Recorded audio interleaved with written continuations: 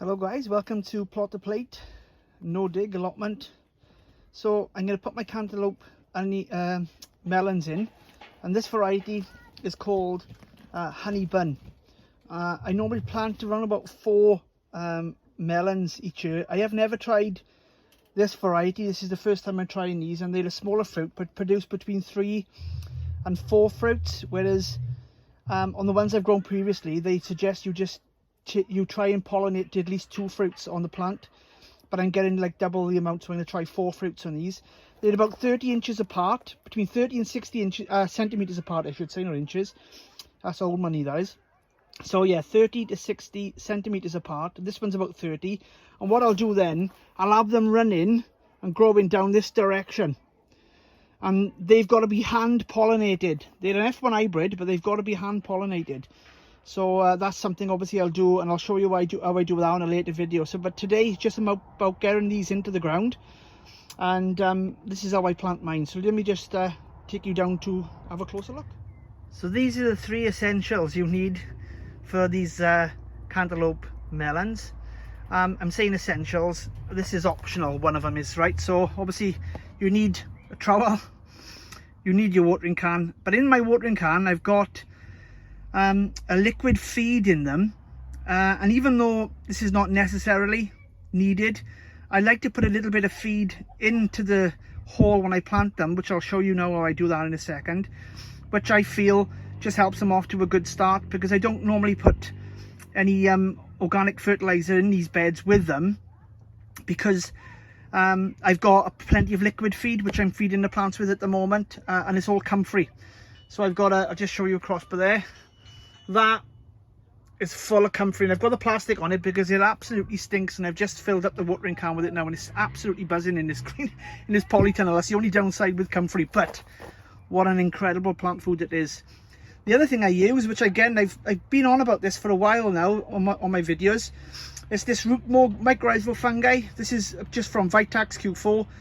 That's just a brand, but you can buy this from anywhere, and this does what I found last year. This does help with the root growth. I did a trial back last year. I did do a video of it, but you know, I had trouble with my videos last year with YouTube, but it's all sorted now, and I'm away with my videos. So, but I did a trial last year. I put 1 tomato with mycorrhizal fungi and 1 with not, in the same compost, same container, and the one was considerably not larger in the plant size, but massive amounts of fruit. So I'm convinced that this does work. So I put it all my tomatoes this year, all the plants that I've planted that have been started off in pots, like the cantaloupe melons here. These up my house, these have been at my house, these have. So these are started from my grow tent in the house. They've been in a seed, and I'm supposed to have given one of these actually to Erica. She came and visited me over the last week or so to do a little bit of a plot tour and things, and I should have given her one of them. I did have it on plan. So Erica, if you're watching this, I do apologise, but I did have one of these cantaloupes for you. I had 3 in total. I put 4 seeds in, 3 germinated. There's 1, 2, and I got 1 over by there. So sorry, because I'll have to go into the other polytunnel now, Erica. So, but I'll give you a piece of the fruit when you come up next time, and hopefully that will be the case. Anyway, I'm digressing. So these are the 3 things that I use to put the plant in, to make sure it's gets the best possible start. Really, that's what you want. It's actually boiling in this polytunnel. It's 51 in this polytunnel at the moment.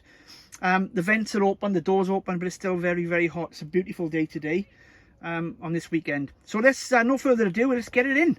Here we go. So basically I put that white thing there to mark where I'm going to plant it. All right, so that's going to go there, and what I'll do is not try and disturb the soil too much, but just lift out.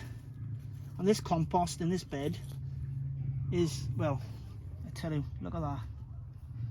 It is absolutely incredible. So broken down, so lush, you could put it in your sandwiches. Anyway, I'm digressing again. Let's get this planted. So with it in the pot as it is, I just put the pot in just to see where we're looking, because with the cucumbers and this cantaloupe melon, they do like a bit of a ridge. They don't like water around the stem area. So what I basically do is plant it on a bit of a ridge, and I'll show you what I mean by that now. So that's a little bit deep at the moment, so I'll put a bit more soil in. Get that chunk of wood out. Like that, okay. Just have a look. Oops, a daisy. Oh, Carl, camera work is rubbish. There we go. Yeah, so that's above the soil now, so that's perfect. I'll show you why I mean that now. So the next stage is to show you the root system, and they're absolutely amazing. Look at them roots, boy. Now that's not pot bound. That could probably stay in there another few days, but that's just perfect now to plant at this stage. And what I do, mycorrhizal fungi right the way around the plant, right the way around the plant, and even on the bottom if I can. A little bit in the hole, like that, okay? Put it by the side, and then fill the hole with water, like that. Wait for that to settle. All right, just wait for that to settle. You can see it settling down nicely now, and that just gets rid of any issues. That's I'll turn him round to the way I want him to run, which is probably going to be that way. It looks like he's leaning that way anyway. And I just push it around the soil around the plant, firm it in, and then I just build up a bit of a pyramid around it, like that. And you see what I mean now. Just to build a bit of a little channel around it, you could say. All right. Watch this now. It's like building sandcastles. Don't take much. There we go. Like that. All right. Now you can see there's a mound running around here. Now what that does, when I water in here, and all I will fill this up, and it'll seep through, and it will actually water the plant, which these plants need watering. You can feed them once a week, but they need watering every day, pretty much. Particularly when the flowers start coming on them and the fruit starts coming on them. That's really what it's all about. It's about swelling those fruits, and they need water every single day. So even if it's already been watered and it looks wet, give it another soaking, but don't soak the plant, don't touch the leaves. Wet it in this channel, which I'll show you now and demonstrate once more for you. But what I'm going to do, you will see it running round then. So go around the outside, and that middle bit stays dry. And just water in around the edges like that. See, and this mound is staying dry. Now all that's soaking in like that. And now what that does, it doesn't cause any stem rot to the bottom of this plant. That section stays dry, and those roots now will be forced to look for the moisture, and that will make a stronger plant. So I got another one to plant, but I'm not going to bore you with that. So that's how I plant my cantaloupe melons, nice and easy, and that will just trail. It will grow all the way up there, up past my aubergines, and it'll grow to the end of the wood there. Okay, once it's come to the end of that wood, and I'll hopefully probably get 2, maybe 3 fruits, or even 4 fruits in that long stage. And then what I'll do, I'll support the fruits then. When the fruits start coming off, I'll tie some string with a stocking, and I'll support those fruits off the ground by the stocking.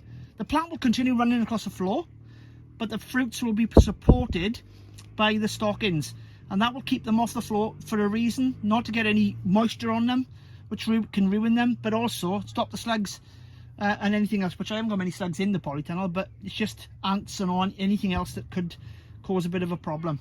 Because once these start going and you taste these, you won't want to go back anywhere else. They are fabulous. I've never grown them, like I said, but the ones I've grown in the past have been absolutely stunning. So that's how I plant my honey bun cantaloupe melons. Have a good one. I'll catch you in the next video, and don't forget to hit that subscribe button, guys, and hit that like or even dislike button. It does help the channel, and I do really appreciate you stepping by and I'm going to listen to the instruction of planting these melons. You take care. Bye for now.